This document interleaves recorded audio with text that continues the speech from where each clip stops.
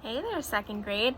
Today we're going to learn about our third and final type of Indian or Native American. This type of Native American lives in a different region, a different environment. They have a different occupation than both of the Native American tribes and regions that we learned about before. Now, this week we're going to be talking about the Pueblo Indians, and what a great region of Indians to end on.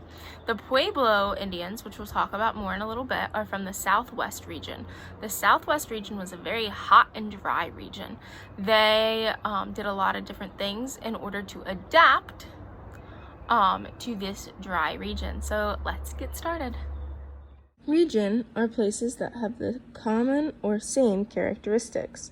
We've learned about 2 regions so far. We're going to learn about a third today.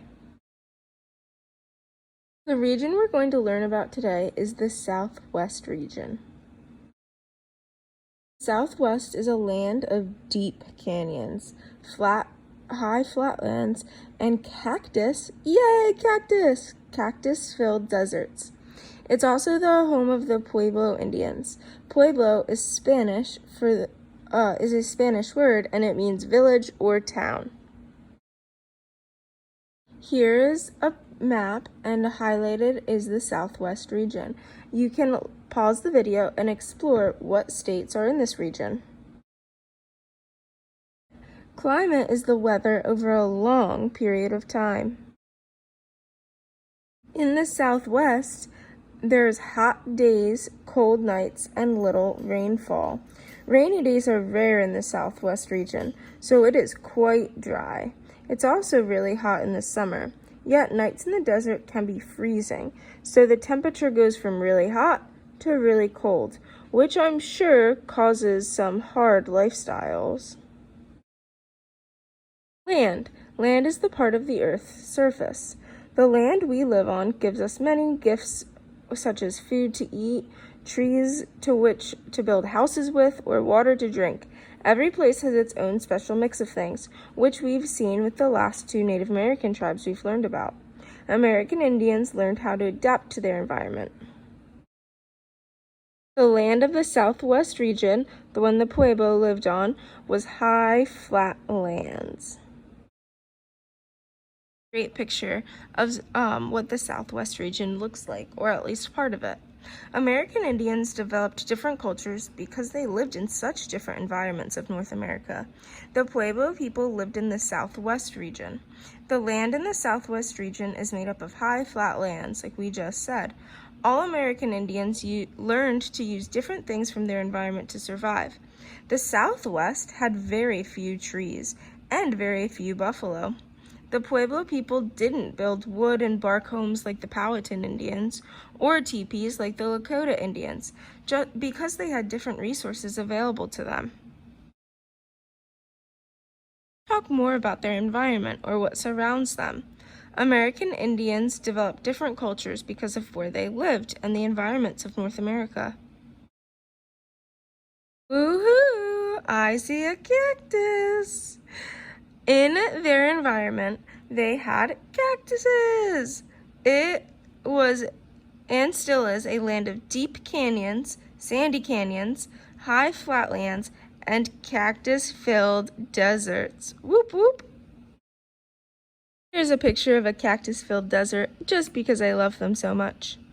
But actually, it got me to thinking. You know, earlier we talked about how this type of Indian, the Pueblo Indian, didn't use trees or bark like the Powhatan Indians. Do you think they could use cactuses to build their homes? Ouch. I don't think I'd want a cactus roof or cactus walls. It doesn't sound very pleasant. And I couldn't imagine how you would, build with a cactus. You could barely touch it. That's probably not a good thing to build your home with. Speaking of homes, let's talk more about them. Lived in multi-story, terraced buildings, or adobes. Adobe houses, also known as pueblos, named after the Indians, are Native American houses used by the Pueblo Indians of the Southwest. Adobe pueblos are modular multi-story houses made of adobe, which is clay and straw baked into bricks, or large stones cemented together with adobe. Once again, the adobe is the clay and the straw. It's mixed together and then left out in the hot sun to make bricks. Each adobe unit is home to one family, like a modern apartment. The whole structure, which can contain dozens of units, is often home to an entire extended clan. Adobe houses are good homes to build in the warm, dry climate where adobe can be easily mixed and dried in the sun. These are homes for farming people who have no need to move their village to a new location, like the Lakota did. In fact, some Pueblo people have been living in the same adobe house complex, such as Sky City, for dozens of generations. All these words are connected. We just talked about how the house that the Pueblo Indians lived in was called an adobe. And we talked about how the adobe is sometimes referred to as a pueblo, and it works like an apartment complex. So let's talk about the words. Pueblo is the Spanish word for village or town. So it makes sense that these structures, adobe structures, are also called pueblos because it works as if it was its own village. Now, the Pueblo Indians all were very family oriented. So I think the name Pueblo fits for their Indian region as well. In the Southwest, a Pueblo settlement is that of houses, and the houses have flat roofs and can be more than 1 story tall. Pueblo people have lived in this style of building for more than 1,000 years. No wonder they get their name. It shows what one of these large cities might look like. As you can see, the buildings are more than 1 story tall. They're using ladders to climb up, and there's a community living in one big structure with multiple units. Also in the back, I can see some farming going on, and that is exactly what the Pueblo people did. But we're going to learn more about that in a little bit. Transportation. Transportation is the way of moving people and things from one place to another.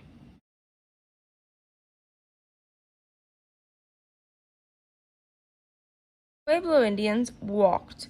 Before Spanish explorers arrived bringing horses, Pueblo people traveled everywhere by walking. Occupation. As promised, let's talk about their jobs. Indians were farmers and hunters. The Pueblo Indians grew squash, bean, and corn using very little water. Now that's impressive. They also hunted, and they hunted rabbit. And after the European brought sheep to America, Pueblo farmers tended the herd for food and wool. Pueblo people were very dependent on farm crops for most of their food. Remember, they only really hunted rabbit, so they got most of their food from their farming. They grew corn and squash, and then they learned how to grow beans too. Beans were an important addition to the Pueblo diet because beans, eaten at the same time as corn, provided complete protein. So because they didn't have a lot of meat, they needed their vegetables to provide them with the same nutrients a protein or a meat does. Once dried, both corn and beans could be stored for a very long time. Dried corn was ground into cornmeal, which could be cooked in a lot of different ways. Ancient farmers used wooden digging sticks to plant their corn, beans, and squash. They would use the sharpened end of the stick to dig a small hole, and then they would drop seeds into the hole and cover it with soil. This photograph shows a replica of an ancient digging stick. The sharpened end is to the right. To planting and hunting, Pueblo people also ate wild fruits, nuts, and greens. Oh, and also some seeds. Some of the wild plants were weeds that grew in farm fields, so people could weed their fields and collect nutritious wild plants at the same time. Look at that. It's called working smarter, not harder.